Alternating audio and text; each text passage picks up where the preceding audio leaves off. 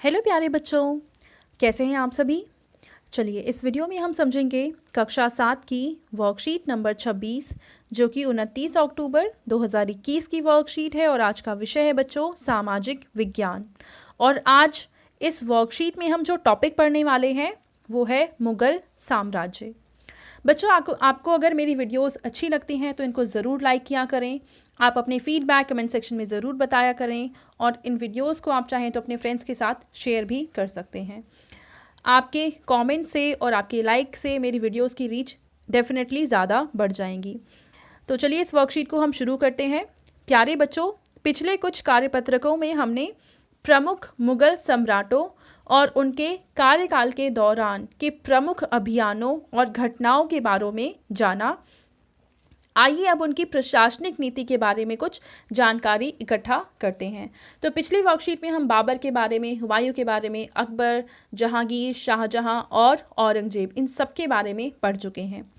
इस वर्कशीट में हम जानेंगे कि मुगल साम्राज्य में प्रशासनिक नीति किस तरीके की होती थी। शुरुआत में मुगलों ने उन शासकों के विरुद्ध लगातार अभियान किए जिन्होंने उनकी सत्ता को स्वीकार करने से इनकार कर दिया था। तो मुगल चाहते थे कि भारत पर सिर्फ और सिर्फ उनका कब्जा हो, उनका अधिकार हो। इसलिए जो भी राजा उनके अगेंस्ट जाते थे या उनकी सत्ता को स्वीकार नहीं करते थे, उनके खिलाफ मुगल अभियान शुरू कर देते थे। जब मुगल शक्तिशाली हो गए तो अन्य कई शासकों ने स्वेच्छा से उनकी सत्ता स्वीकार कर ली। जैसे जैसे साम्राज्य में विभिन्न क्षेत्र सम्मिलित होते गए वैसे वैसे मुगलों ने तरह तरह के सामाजिक समूहों के सदस्यों को प्रशासन में नियुक्त करना आरंभ किया। तो देखो, जब मुगल धीरे धीरे पावरफुल होने लग गए, शक्तिशाली होने लग गए, तो बहुत सारे शासक यानी राजा ऐसे थे जो कि अपने आप ही उन मुगलों की सत्ता को स्वीकार करने के लिए रेडी हो गए। ठीक है, अब जैसे जैसे मुगलों का साम्राज्य बढ़ता गया, अलग अलग क्षेत्रों को वो अपने साम्राज्य में शामिल करते गए, तो अलग अलग सामाजिक समूहों के लोग उनके शासन के क्षेत्र के अंदर आ गए। और यही कारण है कि उन्होंने अपने प्रशासन में यानी अपने मंत्रियों को नियुक्त करना, सेनाओं को नियुक्त करना, उसमें अलग अलग सामाजिक समूहों के सदस्यों को मिलाना शामिल कर दिया। ठीक है, शुरू में ज़्यादातर सरदार तुर्की थे। मतलब शुरू में जब मुगल साम्राज्य शुरू हुआ था तब उनके प्रशासन में ज़्यादातर लोग या तो सरदार थे या तो तुर्की यानी तुरानी थे। लेकिन अब इस छोटे समूह के साथ साथ उन्होंने शासक वर्ग में ईरानियों, भारतीय मुसलमानों, अफगानों, राजपूतों, मराठों और अन्य समूहों को सम्मिलित किया। यानी पहले जहां उनके साम्राज्य में जो शासनकाल था उसमें लोग सिर्फ सरदार और तुर्की ही थे, पर अब इसमें ईरानी भी शामिल हो गए, भारतीय मुसलमान भी शामिल हो गए, अफगान भी शामिल हो गए, राजपूत भी शामिल हो गए और मराठे भी शामिल हो गए। ठीक है, मुगलों की सेवा में आने वाले नौकरशाह मनसबदार कहलाए। यानी वो लोग जो मुगलों की प्रशासनिक नीति में एक महत्वपूर्ण भूमिका निभाते थे, मतलब किसी ना किसी पद पर थे, उन सभी को, नौकरशाह का मतलब है जो किसी पद पर थे, वो मंत्री, सेना कुछ भी हो सकते थे, तो उन सबको कहा जाता था मनसबदार। ठीक है बच्चों, चलो थोड़ा सा और हम इसके आगे समझते हैं इसको। मनसबदार शब्द का प्रयोग ऐसे व्यक्तियों के लिए होता था जिन्हें कोई मनसब का क्या मतलब है, यानी कोई सरकारी हैसियत अथवा पद मिलता था। यानी जैसे आजकल सरकारी नौकरी होती है, ऐसे ही तब भी मुगल के शासनकाल में जो लोग किसी पद पर तैनात होते थे, इसका मतलब वो सरकारी पद पर तैनात हैं, तो उन सभी लोगों को कहा जाता था मनसब। ठीक है, यह मुगलों द्वारा चलाई गई श्रेणी व्यवस्था थी जिसके जरिए पहला पद, दूसरा वेतन और तीसरा सैन्य उत्तरदायित्व निर्धारित किए जाते थे।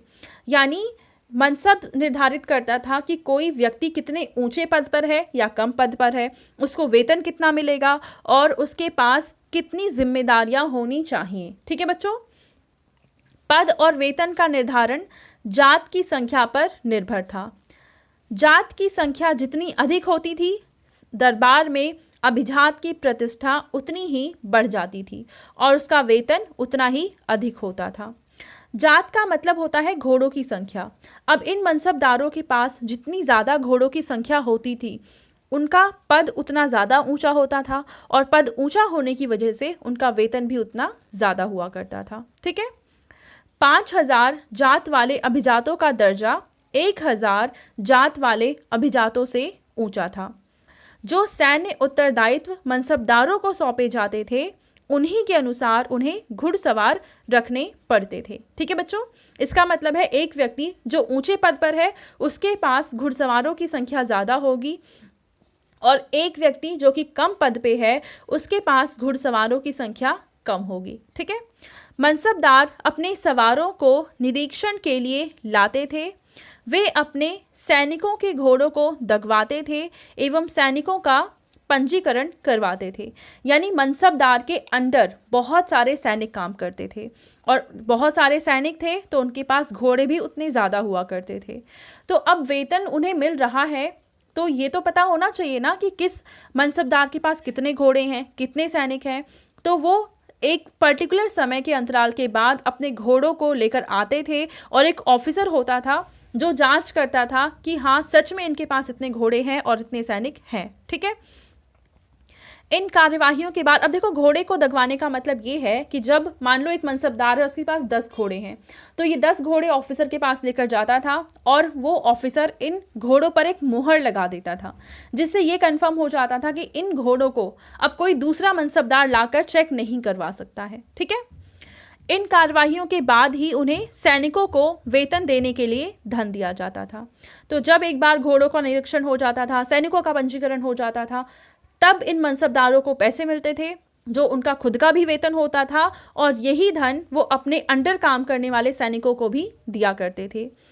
मनसबदार अपना वेतन राजस्व एकत्रित करने वाली भूमि के रूप में पाते थे। यानी जैसे आजकल क्या होता है कि पेमेंट पैसे के रूप में दी जाती है, पर तब के समय में जो वेतन है वो पैसों में नहीं दिया जाता था, उन्हें ज़मीन का एक टुकड़ा दे दिया जाता था। ठीक है, और इस ज़मीन से जो पैदावार होती थी, जो राजस्व उन्हें मिलता था, वही उनकी एक तरह से हम कहें कमाई होती थी, वेतन होता था। ठीक है, और इस भूमि को क्या कहा जाता था? जागीर, और जो तकरीबन इक्ताओं के समान थी। यानी जागीर और इक्ता लगभग एक जैसी है, परंतु मनसबदार मुक्तियों से भिन्न अपने जागीरों पर नहीं रहते थे और ना ही उन पर प्रशासन करते थे।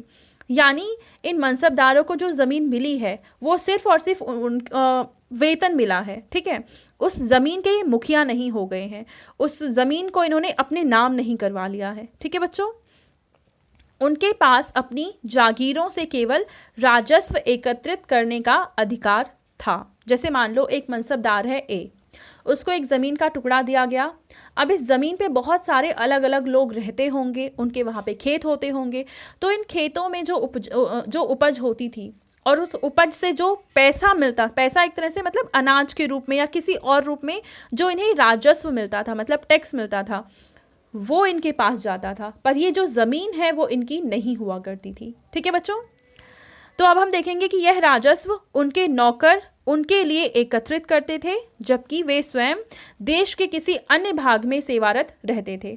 अब इन्हें ये ज़मीन ए दे दी गई है तो ज़रूरी नहीं है कि ये इसी ज़मीन के आसपास रहेंगे। हो सकता है कि ये जो ज़मीन है देश के एक कोने में हो और इनकी जो तैनाती है वो ज़मीन जो है देश के दूसरे कोने में हो। ठीक है, तो यहाँ से राजस्व कौन लेता था? तो इन जमींदारों के जो सेवक होते थे वो जाकर यहाँ से राजस्व का एकत्रण करते थे। ठीक है बच्चों, चलो आगे देखते हैं। अकबर के शासनकाल के दौरान और औरंगजेब के शासनकाल के दौरान, तो यहाँ पे कुछ कंपैरिजन किया गया है, इसको समझते हैं। तो बच्चों देखिए, अकबर के शासनकाल के दौरान 29 मनसबदार थे जो कि 5000 से ज़्यादा जात की पदवी होती थी उनके पास, और औरंगजेब के शासनकाल में 5000 जात की पदवी के मनसबदारों की संख्या बढ़कर कितनी हो गई? 79 हो गई। राजस्व मनसबदार के वेतन से बहुत कम था, यानी कि एक्चुअल में मनसबदार का जो वेतन होना चाहिए था अब उनसे काफ़ी कम ही उन्हें राजस्व के रूप में वेतन मिल पाता था।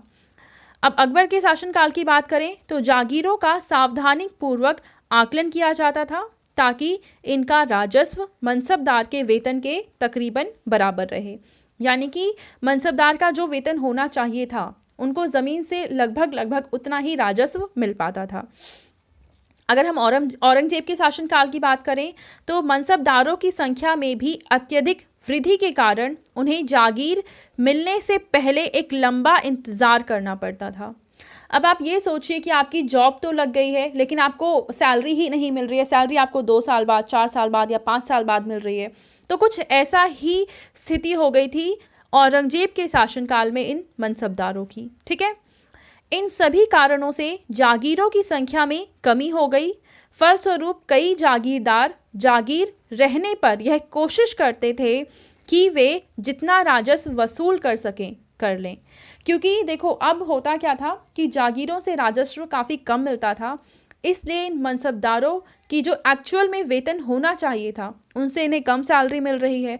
तो मनसबदार ये कोशिश करते थे कि जितने भी टाइम उनके पास ये ज़मीन है, यानी तो उससे इतना ज़्यादा ये राजस्व वसूल कर सकें जिससे बाद में जब इनसे जागीर वो छीन ली जाए या वापस ले ली जाए तभी भी अपना गुजारा कर सकें। अपने शासनकाल के अंतिम वर्षों में औरंगजेब इन परिवर्तनों पर नियंत्रण नहीं रख सका। इस कारण किसानों को अत्यधिक मुसीबतों का सामना करना पड़ा।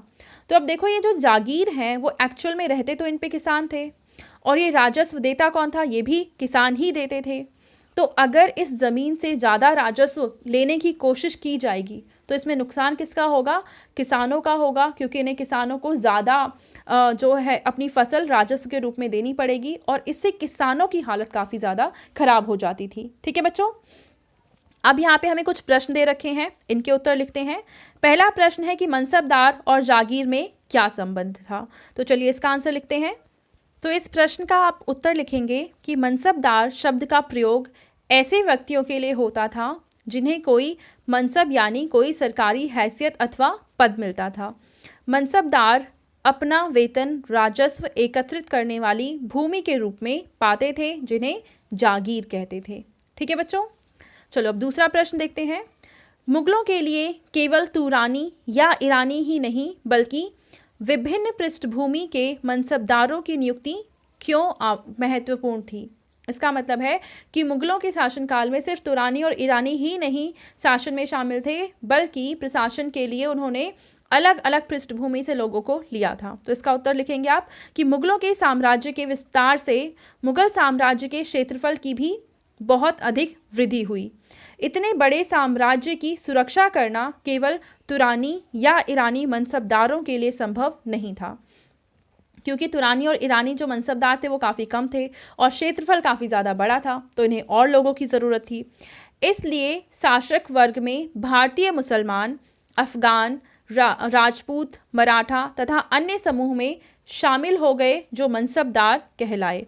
इसका उद्देश्य समाज के सभी वर्गों को प्रसन्न रखना भी था। यानी देखो, पहली चीज़ तो इनके पास लोगों की संख्या कम है, इसलिए इन्होंने और लोगों को शामिल किया, और दूसरी चीज़ ये भी चाहते थे कि इनके साम्राज्य में जितने भी लोग हैं वो सभी वर्ग खुश रह सकें, इसलिए भी इन्होंने ऐसा किया। अब हम देखते हैं तीसरा प्रश्न। तीसरा प्रश्न है कि यदि जात एक मनसबदार के पद और वेतन को बताता है तो सवार क्या दिखाता है। यदि जात एक मनसबदार के पद और वेतन का द्योतक है यानी दिखाता है, तो सवार उसके सैन्य उत्तरदायित्व को दिखाता है। ठीक है बच्चों, यानी यहाँ पे जात क्या दिखा रहा है कि उस मनसबदार का पद क्या है और वेतन क्या है, और सवार दिखा रहा है कि उसके पास सैन्य उत्तरदायित्व कितना ज़्यादा है। तो ये थी आज की हमारी सोशल साइंस की वर्कशीट, एंड आई होप आपको ये वर्कशीट बहुत अच्छे से समझ में आई होगी। इस वीडियो को लाइक करना, शेयर करना और इस चैनल को सब्सक्राइब करना ना भूलें। Thank you.